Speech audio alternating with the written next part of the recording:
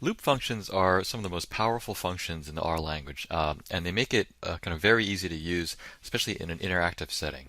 The idea behind a loop function is you want to execute a loop over an object or a set of objects in a way that's that does a lot of work in a very small amount of space. That way, you don't have to type as much on the command line. Of course, we already learned about loops. We know about for loops and while loops, things like that, and those are all work very well. However, they are kind of less compact in a certain way. So there are a couple of loop functions in R, and they usually have the word apply in them somewhere. Some of the key ones are lapply, sapply, apply, tapply, and mapply. And the real workhorse function that I'd like to talk about here is lapply. And the idea behind lapply is that you have a list of objects and you want to loop over the list of objects and apply a function to every element of that list.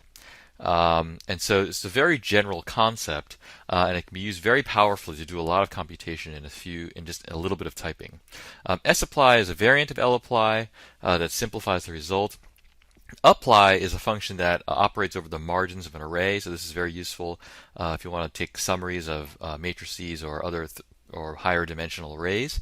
Tapply is short for table apply, and it applies a function over subsets of a vector. And mapply is a multivariate version of lapply. So I'll go into details about how these work in a minute. There's also another function called split, which doesn't actually apply anything to objects, but it's often useful in conjunction with functions like lapply or sapply because it splits objects into subpieces. So lapply. Lapply takes three arguments. Basically, the first argument is a list, which is called x. The second argument is a function, or the name of a function. And then there are other arguments that can be passed through the dot dot dot argument. And the dot dot dot argument is used to pass arguments that go with the function that's being applied to each of the elements of the list. If x is not a list, then it will be coerced to a list if possible. If it's not possible to coerce the object to a list, then you'll get an error. So the lapply function you can see is very simple. The code for it is right here. Basically, we look for the function. If the object is not a list, then it's coerced to a list using as.list, and then the rest of the lapply function is implemented internally in C code to make it a little bit faster.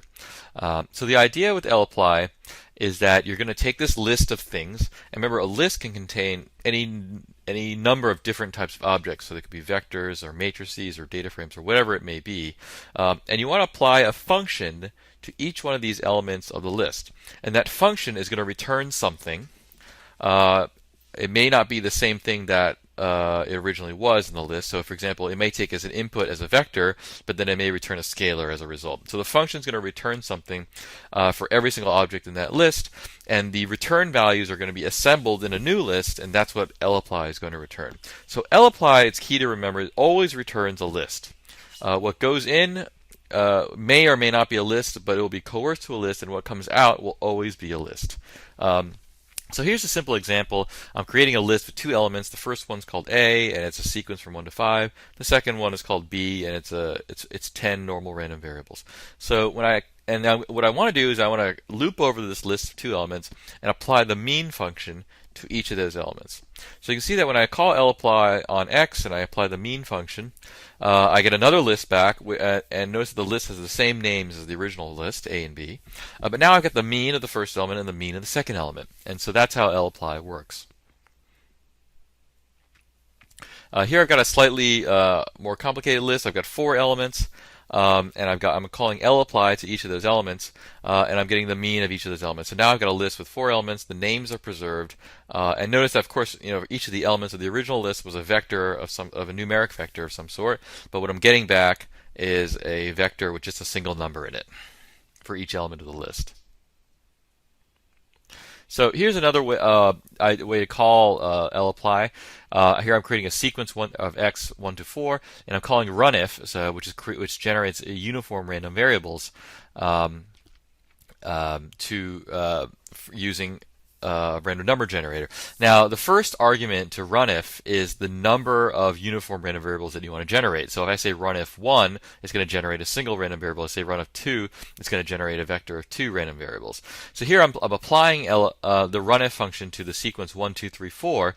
So what I'm going to get is a list where the first element is a single random uniform. The second element is going to be a vector of 2 random uniforms. The third element is going to be a vector of 3. And the fourth element is going to be a vector of 4 random uniforms. And so you'll know, if you know the runif function, you'll know that it has other arguments to it beyond the number of uniforms to generate, but those other arguments have default values, so I don't need to specify them.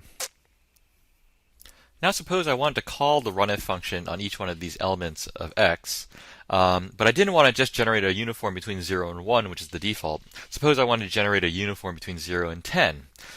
So now I need to pass some arguments to the runif function which are not the default values. In particular, I need to change the max value. So I can do that with lapply by passing these arguments through the ... argument. So here I'm calling lapply on x. I'm passing it the runif function, but then I'm specifying that I want the min to be 0 and the max to be 10. So now when the list that I get out of this has random uniforms that are between 0 and 10. So lapply and the associated functions make heavy use of what are called anonymous functions. Anonymous functions are functions that don't have names, so you don't assign them a name of some sort, but you can kind of generate them on the fly. So here's just a quick example. I'm going to create a list that contains 2 matrices in it. The first is a 2x2 matrix, and the second is a 3x2 matrix. So you can see the list here. There's 2 elements. They're named A and B. And suppose I want to extract the first column from each one of these matrices. So what I can do is I can call lapply. So there's no function that out there that already extracts the first column of a matrix. But this is easy to do. You can just write a function that just takes the first element, the first column of that matrix. So here I'm going to call lapply on x, and I'm going to write the function right here. So I'm going to say function, and then I'm going to give it an argument, and then given that argument, I extract the first column. So here, when I call lapply with this function, I get the first column from A and the first column from B. So this function doesn't exist except within the context of lapply, and after the lapply function is finished, the function basically goes away. So that's an anonymous function because it doesn't have a name. And lapply and a lot of these other types of functions use anonymous functions very heavily, because unless there already exists a function that does the operation that you want to do, you're going to have to write the function kind of on the spot.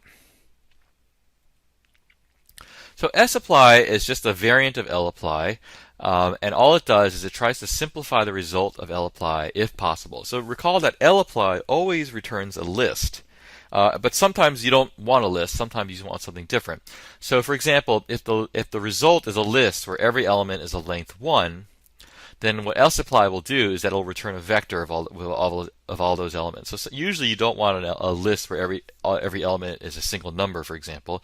And so sapply will simplify that into just a vector. If the result is a list where every element is a vector of the same length, for example, if the list comes back and every element has a length 5, for example, then what sapply will do is it will put those elements in a matrix that's 5 by however long the list is. And so that's often what you want to happen.